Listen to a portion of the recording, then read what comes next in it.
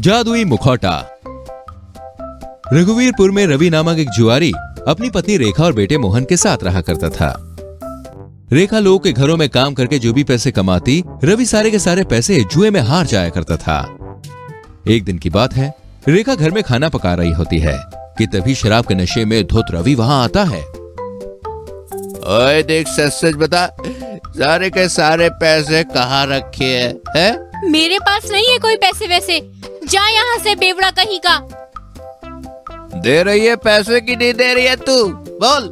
बाल छोड़ मेरे, यह दूं इसी चमचे से खींचकर। ए रेखा, ये चमचा साइड कर, चल साइड। रेखा रवि को चमचे से खींचकर मारती है। भाग बेवड़े यहाँ से, और आज से दिखाई मत देना। कमाना धमाना 1 रुपया नहीं, बीवी बच्चों का भी जीना मुहाल कर दिया है। इस तरह से रेखा उसे वहां से भगा देती है। उस दिन शाम को रवि अपने दोस्त के साथ शराब के ठेके पर बैठा होता है। अरे यार, मेरी बीवी तो मुझको 1 भी रुपया देने से रही, अब मैं क्या करूं? अच्छा सुन, तो कैसा लगा आइडिया? अरे यार, ये तो कमाल का आइडिया है भाई। ऐसा ही रहा तो हम माला माल हो जाएंगे। फिर दोनों बैठकर शराब पीते हुए बातें करने लगते हैं। अगले दिन सुबह सुबह एक आदमी बैंक से पैसे निकालकर गिनते हुए रास्ते में चल रहा होता है कि तभी रवि वहां पहुंच जाता है। अरे भैया, लगता है आपको पैसे गिनने में बड़ी तकलीफ हो रही है। लाओ लाओ, मैं गिन देता हूँ। देखकर तो ये कोई भला आदमी लग रहा है। अच्छा, ये लो गिन लो। ऐसा कहकर वो सारे पैसे रवि को गिनने के लिए दे देता है और उसी बीच रवि पैसे गिनते हुए उसमें से कुछ पैसे चुरा लेता है। लो भैया, मैंने तो गिन लिए, अब तुम भी गिन लो। सारे पैसे बराबर तो है ना? अरे भाई, कैसी बात कर रहे हो? एक तो तुमने मेरी इतनी सहायता की, अब इन पैसों को गिनवा कर खुद पर शक करवाओगे क्या? अरे नहीं नहीं नहीं, अच्छा तो अब मैं चलता हूँ भैया। इसके बाद रवि वहां से चला जाता है। तभी वो कुछ दूर जाता है और उसे एक साधु महाराज दिखते हैं। ये तो साधु बाबा है, ये तो खुद भीख मांगकर खाता है, मुझे क्या देगा? लेकिन कहते हैं कि साधु महाराज काफी दयालु होते हैं, शायद कुछ अच्छा सा आशीर्वाद ही दे दे। जाकर देखता हूं। तभी रवि वहां साधु महाराज के पास पहुंच जाता है। महाराज दया करें, महाराज दया करें। मैं तो खुद एक भिक्षु हूँ बेटा, मैं तुम्हारी क्या मदद कर सकता हूँ? महाराज, आप ही मेरे दुखों का निवारण कर सकते हैं। मैं बहुत ही गरीब हूँ महाराज, मैं काम करता हूँ, लेकिन मेरी नकारा बीवी सारे पैसे अपनी सहेलियों के संग किटी पार्टी करने में उड़ा देती है।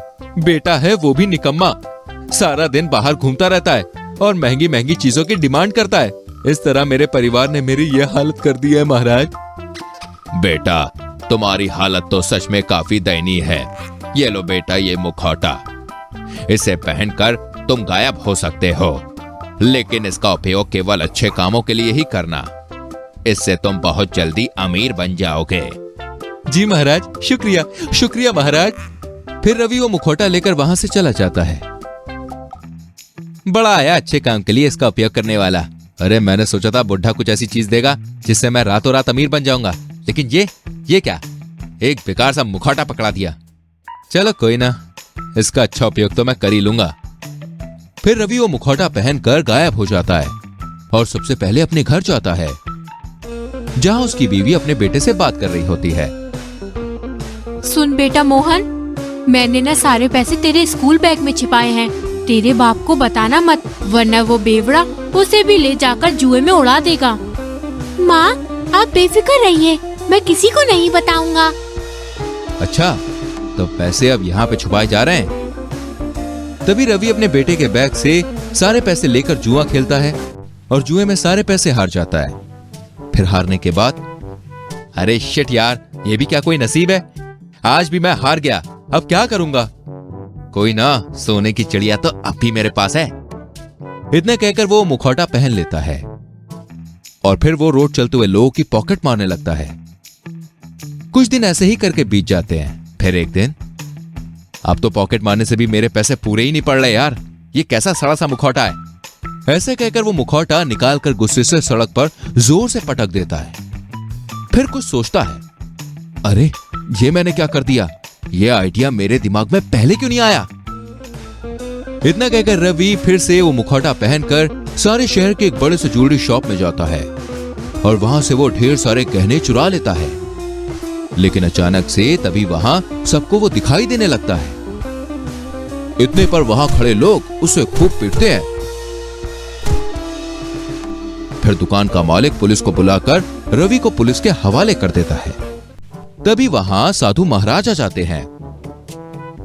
अरे महाराज, ये कैसा मुखौटा है? आपने तो बोला था इससे मैं अमीर बन जाऊंगा, लेकिन मेरी तो फकीर बनने की हालत भी नहीं रही। पुत्र, गलत काम का सदैव गलत नतीजा ही होता है और अच्छे काम के लिए दी गई वस्तु ज्यादा समय तक बुराई का साथ नहीं देती। तभी रेखा भी वहां आ जाती है और कहती है, क्यों रे बेवड़े, तुझे कितना समझाया था। अब अच्छा ही है यहीं जेल की रोटियां तोड़, कम से कम अब तो हम सुखी से रहेंगे। मुझे आप सभी माफ कर दीजिए। अब से मैं वादा करता हूँ कि मैं अच्छे से रहूंगा, पूरी ईमानदारी से, और मेहनत भी करूंगा। फिर कुछ समय बाद रवि की सजा भी पूरी हो जाती है और जेल से छूटने के बाद वो ईमानदारी से मेहनत मजदूरी करके अपने परिवार के संग अच्छे से रहने लगता है।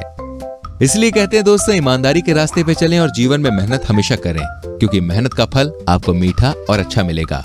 और बुराई के रास्ते पे चलेंगे तो सिर्फ मुश्किलों में फंसेंगे।